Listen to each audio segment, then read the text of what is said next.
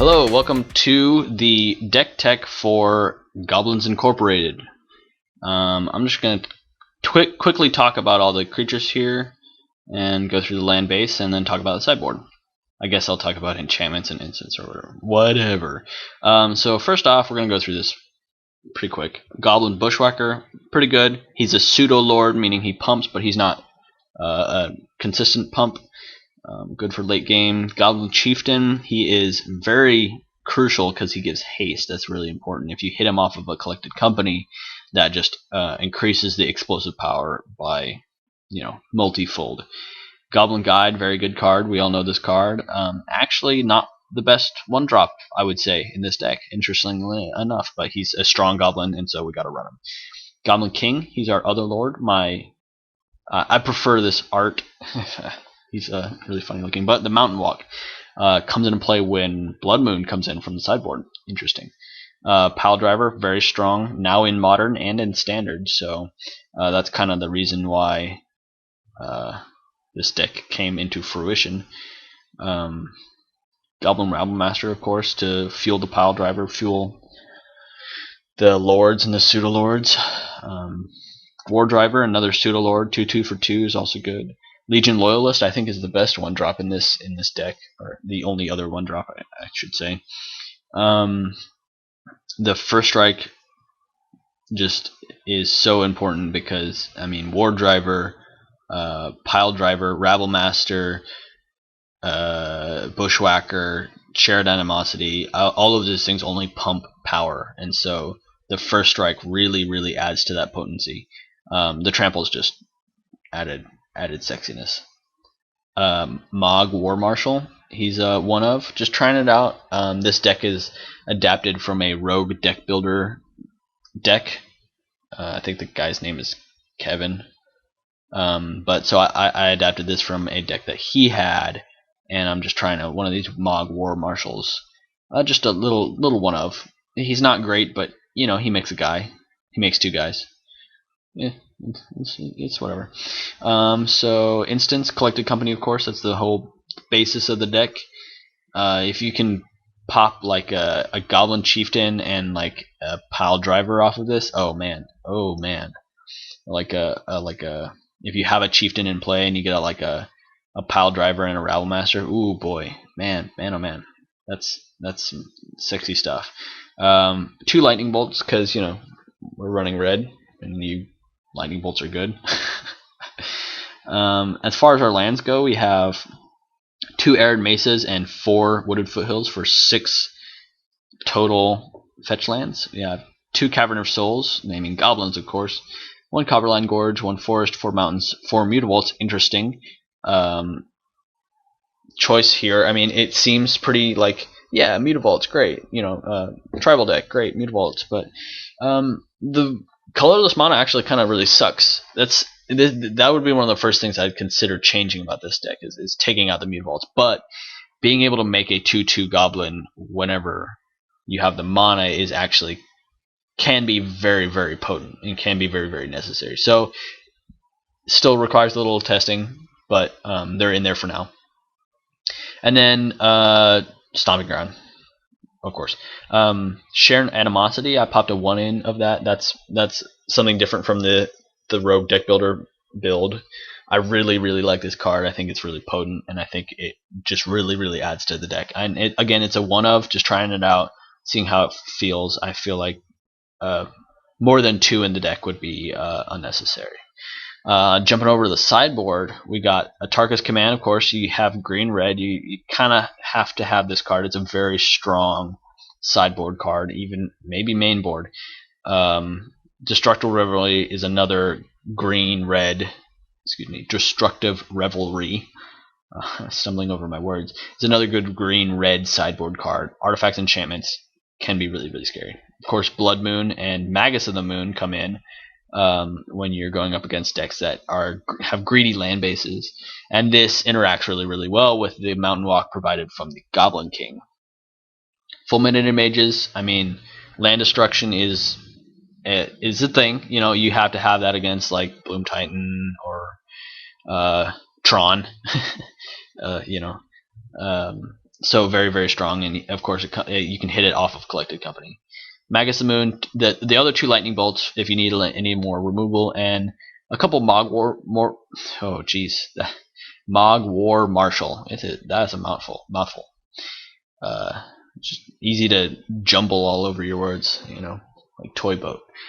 Anyways, if you're playing the play as many creatures as you can game, like trying to rush them out, gain tempo, this is a good card to bring in if you feel safe from board wipes.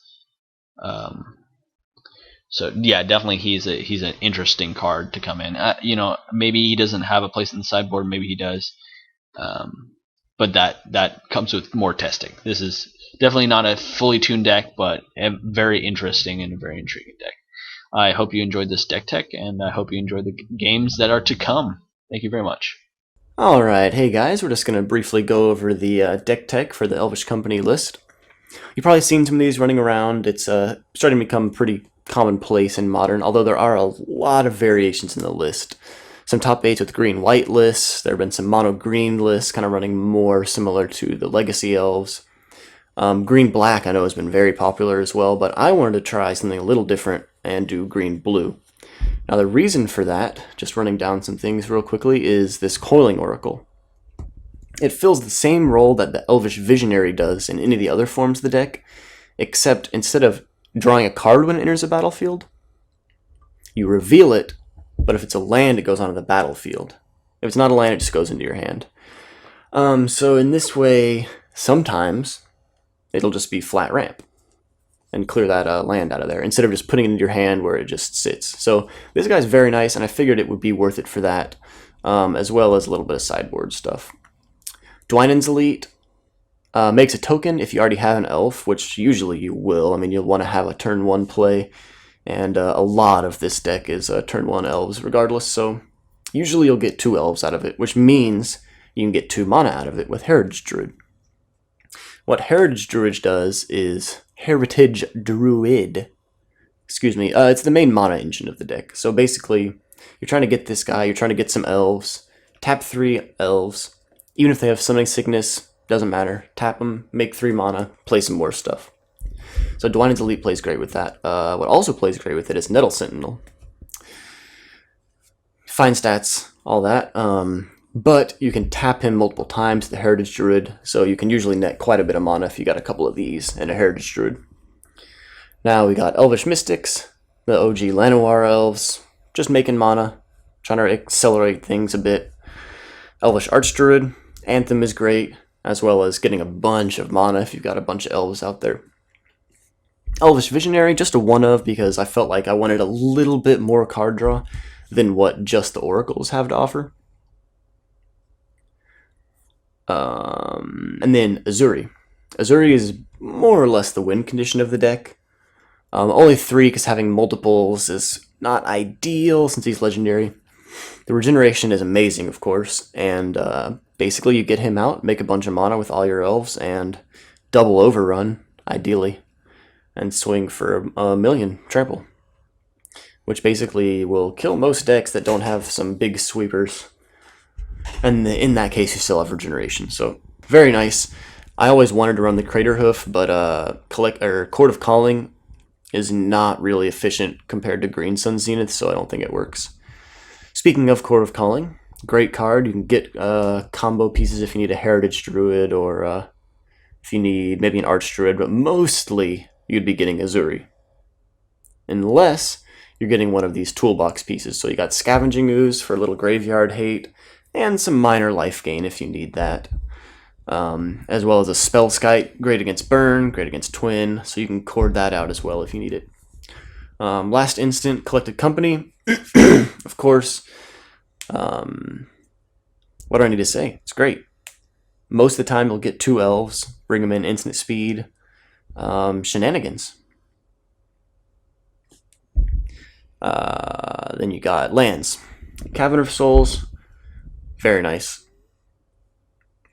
Name elves, obviously. You can get your Coiling Oracle mana real easy, and it's great against the decks with counter spells, of course. Force, need the green mana. Hinterland Harbors are a bit of a shame to run, It would be really ideal to run the fast lands like Seachrome Coast or Copperline Gorge, but unfortunately they only have 5. There is not a blue-green fast land, so Hinterland Harbor is alright. Of course, it sucks to play on turn 1, but usually you can get it out there and that'll help you get the blue when you need it. Nykthos is great, makes you a ton of mana. Only 3 because if this is your only land in your hand, it can, you have to mulligan, it just sucks. Since it doesn't make colored mana by itself. So yeah, basically just combo out, get a bunch of mana, try to swing in for big damage. Now, so the sideboard. We've got Beast Within for some instant speed hate. Beast Within is amazing. It's so versatile. You can destroy lands if you desperately need to against a Bloom Titan deck or a Tron deck. You can hit the Splinter Twin, Twin deck if you need to, or any number of things. Instant speed is great. The 3/3 Beast, of course, isn't ideal, but we're pretty well equipped to deal with it with the creature suite that we have here. Dismember against creatures that are a problem. Very nice. Kill some Tarmogoyfs with it if they're giving you trouble, or again an option against Twin. Hurkyl's Recall is the main card that blue gives us. I'm sure that there are some other very good blue sideboard cards that could be run in this. But this was the only one that really came to mind. Just completely hoses Affinity, and yeah, put them in against Affinity, and they'll be crying. Kitchen Finks, great card. A lot of decks run it main, and I could definitely see taking something out and putting one of these in there. But mostly you'd put this in against Burn.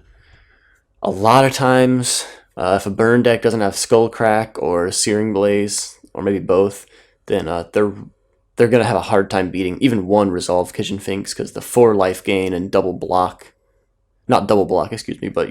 twice back to back is a huge swing in your favor.